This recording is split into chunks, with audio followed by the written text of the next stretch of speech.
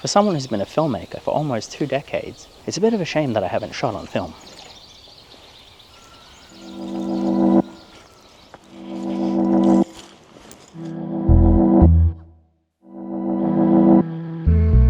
Since March this year, I've taken decades of experience as an indie filmmaker and put it to good use making accessible cinematic vlogs for YouTube.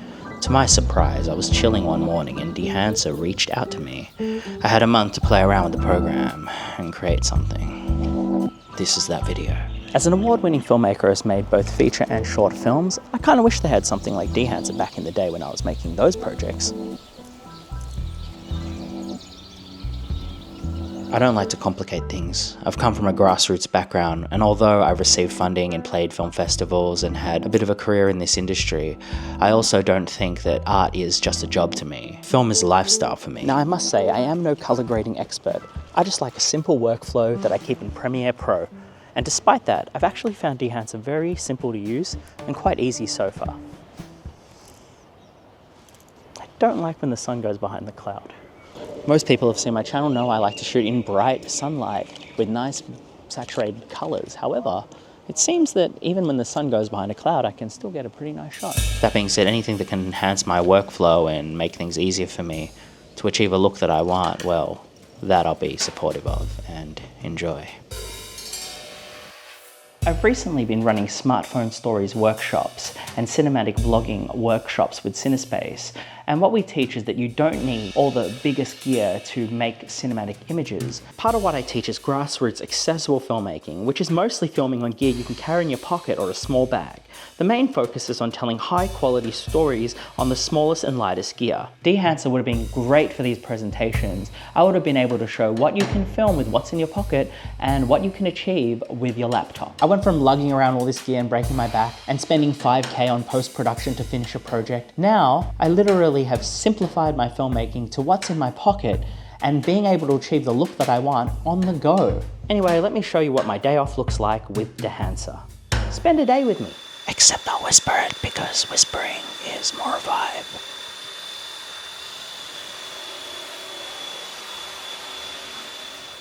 Yeah, anyway, back to whispering because whispering sounds good. I clean, but only because the camera's rolling. If I didn't turn the camera on, I probably wouldn't be cleaning, but that's okay. That's what you have to do sometimes to get yourself motivated. Switch the camera on. And I leave home for a bike ride because out there are beautiful images that I need to capture. And it's not always about having a camera on you to capture them because you can keep them in your mind. Your mind's a memory maze, and everywhere I go I am capturing memories, capturing images in my head. And I've got that editor's hunchback. If you know, you know. So monkey bars are a real treat for me when I see them. I go to the monkey bars and I hang for a bit. I mean, if we were descendants of monkeys, I would hang like a monkey. No wonder this feels so good for the back. And if creativity strikes, I go and sit down and pull out my phone and write. I do a bit of writing in notes. I sit in a nice area and get a little bit of sunlight and write. I keep it simple, as you can see. Everything's here in my notes. My whole script for this episode's here, as you can see.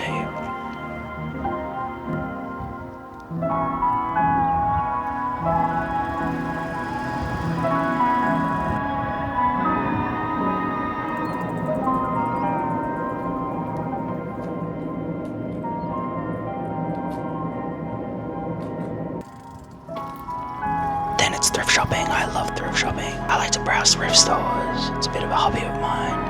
And there are a few in the area that I really dig. And then I need a coffee because if I'm going to do more video editing for the rest of the day, well, the coffee is really going to help that. And sitting there, I people watch a bit, get a bit of inspiration, and this is the life that I was forced to live. I never had a choice. I never had a choice. It's who I am. The life that I was forced to live.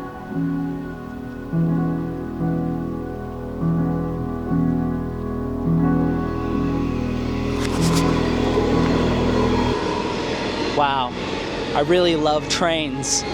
Yeah, I like the sound of trains. I like trains in the frame. I mean, there's a lot of cinema history with trains, but yeah.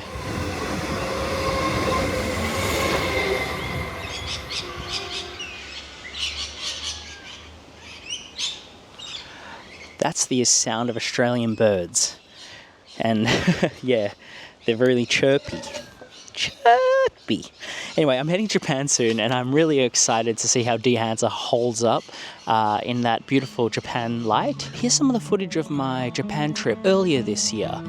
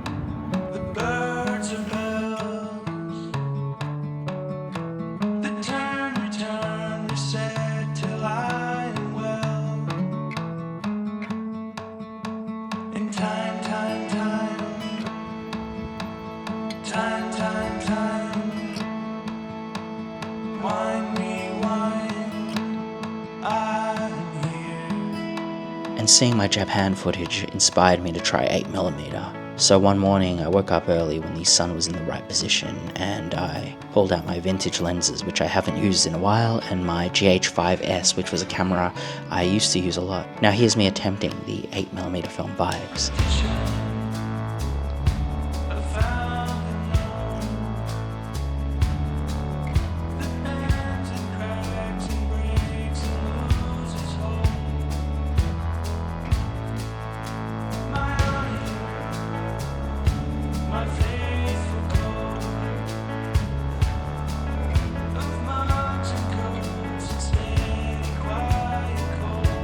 My Helios has scratches on it, it's got a bit of mold. I think there's like a bit of dirt here, as you can see in the frame, but I think if you can bake things into the image early, it can really get that look. And all this groundwork will help you when you throw Dehancer over it. You may just hit a home run and achieve the look that you really want.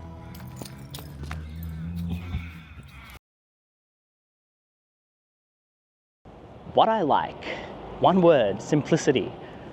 I was able to figure out how to use it, even though I'm not from a color grading background. That's not my main career.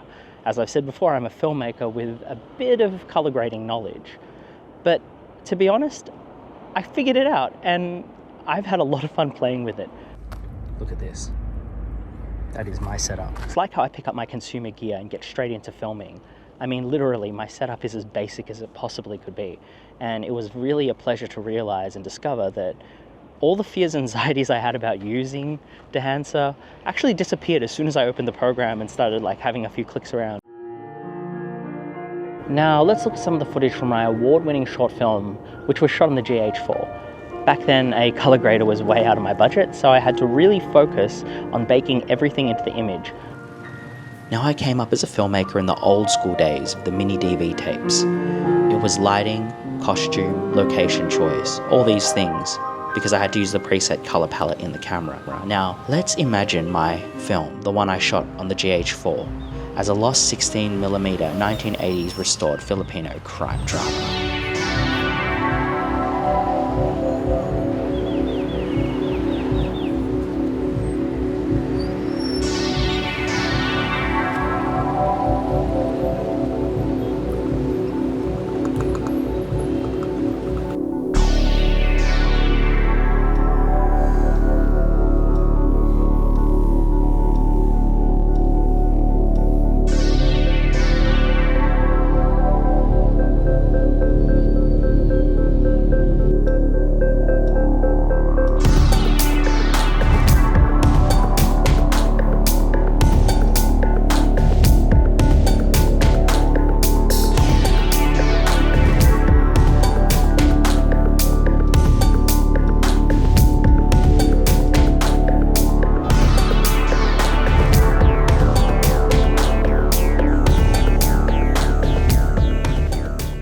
I really hope using Dehancer can show you the endless possibilities that technology can offer.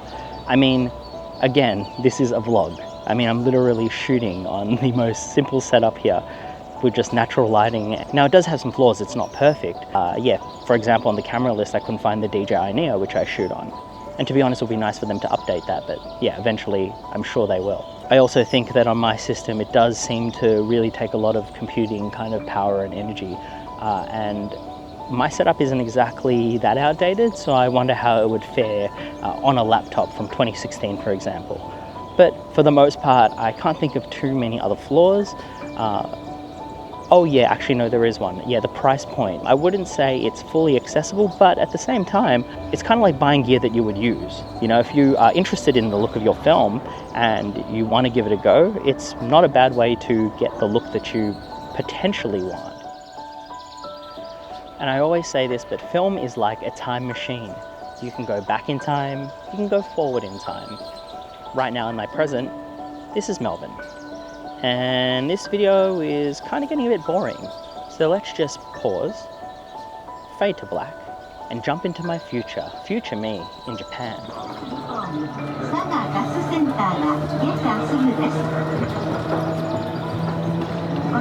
The next station is Katabirano.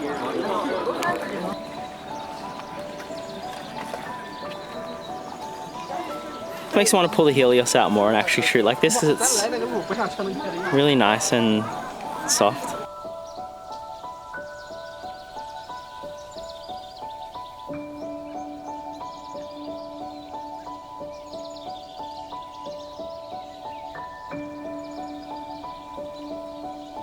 I love how the light hits here. Absolutely amazing. So stoked to have done about 10 episodes or so expect about 10 episodes. So yeah, super stoked to show you this world through my eyes, and stay tuned for these episodes because I think they're going to be a lot of fun. That's a wrap.